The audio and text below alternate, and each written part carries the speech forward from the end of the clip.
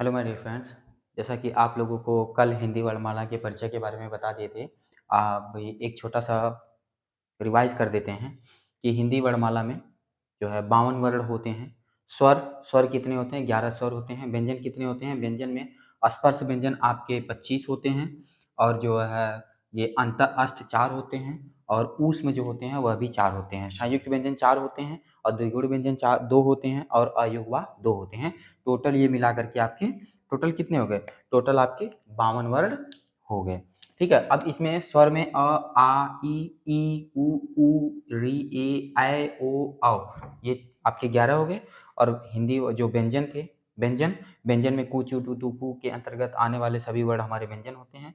और उसमें भी अब जो है ये जो यण प्रत्याहार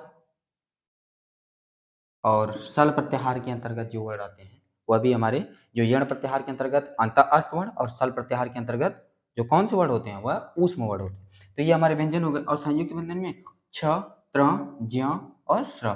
छ क और स से मिलकर के बनता आधा का कक्षा। और त्र त और आधा त आधा त और र से मिलकर के बनता है। ज्य ज और ञ से मिलकर बनता है। श्र स और र से मिलकर के बनता है। द्विगुण व्यंजन सड़क बताए थे, पढ़ना बताए थे। इसका उच्चारण आपको समझ में, उच्चारण से ही आप लोग इस शब्द से सड़क से ही समझ सकते हैं कि इसका उच्चारण कहाँ से होगा। और पढ़ना, और देखिए अब दोनों में अंतर दिखा देते हैं। जो ये दो और एक ये देखो, ये जो वर्ड होते हैं ड और ढ, यानी ढक्कन। जब आप देखेंगे क्या ढक्कन, ये ढक्कन देखेंगे तो ढक्कन इस तरीके से लिखेंगे। और डमरू देखो, ये आपके व्यंजन, यहाँ पे ये व्यंजन है, ये दोनों व्यंजन है। अगर उसी के नीचे बिंदी लग जाए, दो गुण उत्पन्न होने, द्विगुण दो गुण आ गए, दो विशेषण बता सड़क और पढ़ना। और अनुस्वार जो अयोग वाह होते हैं, अयोग अ मतलब नहीं, योग मतलब उसके साथ न चाहते हुए भी उसके साथ चले, वाह मतलब वाहन करें, ऐसे वर्डों को अयोग वाह वर्ड कहते हैं। जैसे अनुस्वार में अंग देख सकते हैं, विसर्ग में अ देख सकते हैं। जैसे आप लोगों को हम बता दें, अंग, अंग, अंगद, ठीक, ये सारे आपके न चाहते हुए भी उसके साथ हैं, ऐसे वर्डों को अयोग्य वर्ड कहते हैं। तो अनुस्वार और विसर्ग ये आपके टोटल आपके हो गए। अब हम लोग चलते हैं आगे कि हिंदी वर्णमाला में स्वर और व्यंजन के बारे में, कि तो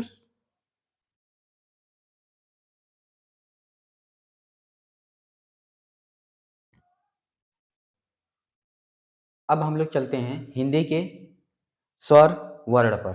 हिंदी के स्वर वर्ण, स्वर जो स्वर को हम लोग देखते हैं हिंदी में, जो स्वर है, यह स्वर कितने प्रकार, स्वर किसे कहते हैं? स्वर, स्वर किसे कहते हैं? आप लोग यहाँ पे देखिए, स्वर किसे कहते हैं? स्वर उन वर्ण को कहते हैं जिनका उच्चारण बिना अवरोध अथवा विघ्न बाधा के होता है। मतलब स्वर उन वर्णों को कहते हैं जिनका उच्चारण बिना अवरोध अथवा विघ्न बाधा के, मतलब कोई भी उसमें विघ्न नहीं हो, ना ही कोई बाधा उत्पन्न हो, ना ही कोई अवरोध उत्पन्न हो, ऐसे वर्ड को हम लोग स्वर कहते हैं। जैसे आइए हम लोग परिभाषा इसकी पहले लिख लेते हैं, डेफिनेशन लिख लेते हैं। इसकी डेफिनेशन लिख लेते हैं कि स्वर उन वर्ण को कहते हैं, स्वर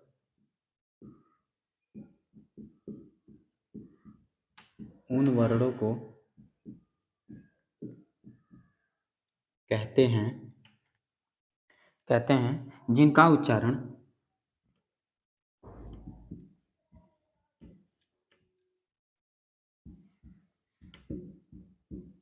जिनका उच्चारण बिना अवरोध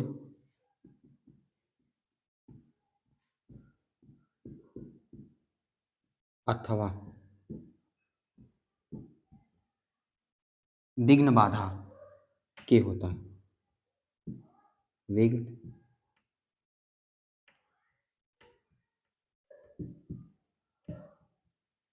विघ्न बाधा के होता है।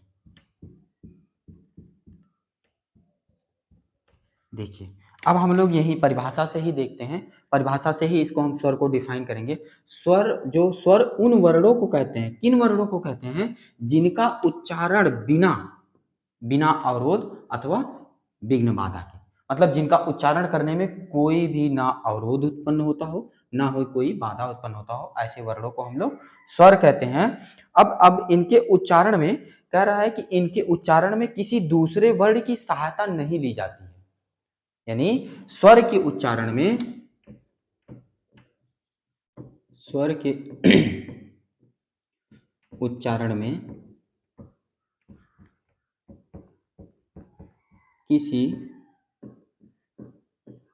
दूसरे वर्ण की सहायता नहीं ली जाती है।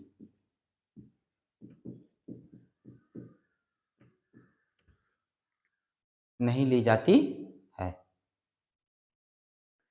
तो अब देखिए यहां से क्या यही कह रहा है, परिभाषा में कह रहा है स्वर उन वर्णों को कहते हैं जिनका उच्चारण बिना अवरोध अथवा विघ्न बाधा के होता हो।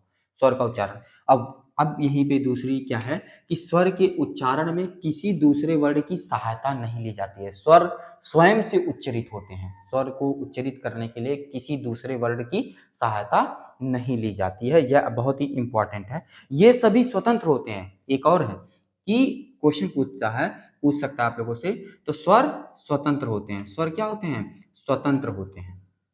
स्वर स्वतंत्र होते हैं, ये किसी पे आश्रित नहीं होते हैं। स्वर किसी पे आश्रित नहीं होते हैं, जबकि व्यंजन बिना स्वर के उच्चरित नहीं हो सकते। जैसे ये क हमने एक व्यंजन लिखा, तो इसमें क और आधा क को हम लोग कभी उच्चरित नहीं कर सकते, इसमें स्वर को जरूर मिलाएंगे, तो व्यंजन बिना स्वर के उच्चरित नहीं हो सकता। उसी जैसे ये मतलब इसमें मिला हुआ है, लेकिन स्वर जो है स्वर स्वतंत्र होते हैं। इनको किसी वर्ण की जरूरत दूसरे वर्ण की सहायता नहीं लेनी पड़ती है। यह बल्कि क्या होते हैं, यह स्वतंत्र होते हैं। इनके उच्चारण में भीतर से आती हुई जो वायु है मुख से निर्बाध रूप से निकलती है। मुख से कैसे? निर्बाध, बिना विघ्न के उत्पन्न होती निकलती है, कोई अवरोध उत्पन्न नहीं होता है, निर्बाध रूप से निकलती। सामान्यतः इनके उच्चारण में कंठ, कंठ, तालु, तलवा, तलवा ये इस तलवे की बात कर रहे हैं, तलवे, ठीक है। तलवे का प्रयोग होता है, कंठ और तलवे का प्रयोग होता है, जीभ ओठ का नहीं। बहुत इंपॉर्टेंट बात है। क्या? ये हम लिख लेते हैं, इसको लिख लेते हैं कि इसके उच्चारण में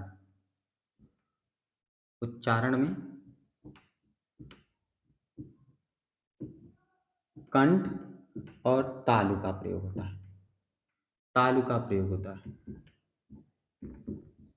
इससे उच्चरित होते हैं। जबकि किसका उच्चरित नहीं होता है? स्वर किसके द्वारा? होठ, होठ व जीभ, यह इन दोनों के द्वारा उच्चरित नहीं होते हैं। ठीक। अब देखिए पर, इसमें कंडीशन है, ऊ यानी छोटा ऊ और बड़ा ऊ के उच्चारण में होठों का प्रयोग होता है। हिंदी में स्वर वर्णों की संख्या 11 रखी गई है, 11 रखी गई है, जिनका वर्गीकरण कुछ इस प्रकार है। क्या कह रहा है? एक इसमें बताया है कि पर, छोटा ऊ और बड़ा ऊ किससे उच्चरित होते हैं? होठ का प्रयोग करते हैं। जब आप लोग आगे पढ़ेंगे ऊ और ऊ का निर्माण, तब आपको बताया जाएगा उसमें। तो वही चीज कह रहा है इसमें, लेकिन छोटा ऊ और बड़ा ऊ जो है यह इसका उच्चरित होते समय उच्चारण किससे करते हैं? होठ से होता है, ठीक है। यह एक पॉइंट आपका बनता है। आगे हम लोग देखते हैं कि अब जो स्वर हैं, स्वर कितने हमारे हैं? स्वर कितने हैं? स्वर हमारे 11 स्वर हैं। कितने स्वर हैं? 11 स्वर हैं। कितने स्वर हैं? 11। अब इन्हीं 11 स्वरों को हम लोग किस रूप में डिवाइड करते हैं? इस जो अगर हम लोग एक बनाए कि स्वर है, स्वर को हम लोग 3 भागों में बांटते हैं। स्वर के कितने प्रकार होते हैं? 3 प्रकार होते हैं। 3 प्रकार होते हैं। नंबर 1 क्या है? ह्रस्व स्वर, ह्रस्व स्वर। दूसरा दीर्घ स्वर। तीसरा प्लुत स्वर।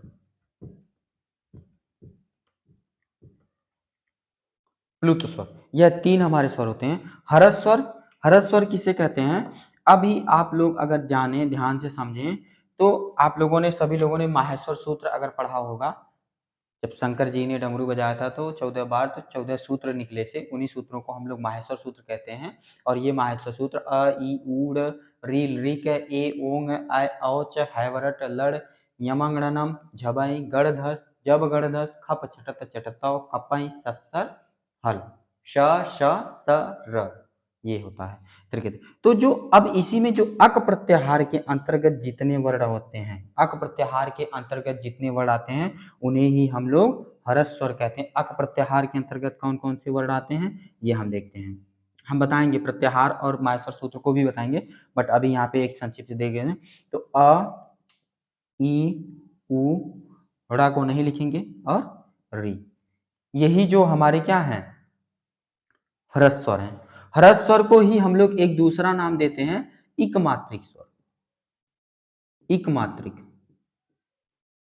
इकमात्रिक मतलब एक मात्रा का प्रयोग, एक मात्रा होती है, इसमें सिर्फ एक मात्राएं होती हैं। और जो दीर्घ स्वर होता है इसी का दीर्घ, इन्हीं सारे वर्णों का दीर्घ होता है, वह कौन कौन से होते हैं, आ होता है, ई होता है, उ होता है। ठीक, अब ये प्लुत स्वर, ये त्रिमात्रिक स्वर होते हैं। प्लुत स्वर को छोड़ करके ये त्रिमात्रिक स्वर होते हैं, इन्हें हम द्विमात्रिक स्वर कहते हैं। द्विमात्रिक स्वर कहते हैं, द्विमात्रिक स्वर कहते हैं। इनमें दो मात्राओं का प्रयोग होता है। ठीक, अभी तीसरा जो है यह संयुक्त स्वर होता है। संयुक्त स्वर, संयुक्त स्वर इसमें कौन कौन से स्वर होते हैं, इसमें आपके कौन कौन से आते हैं, नंबर एक आता है ए, ऐ, ओ, औ, ये आते हैं। ये चार संयुक्त स्वर होते हैं, ये चार संयुक्त स्वर होते हैं, ये चार संयुक्त स्वर होते हैं।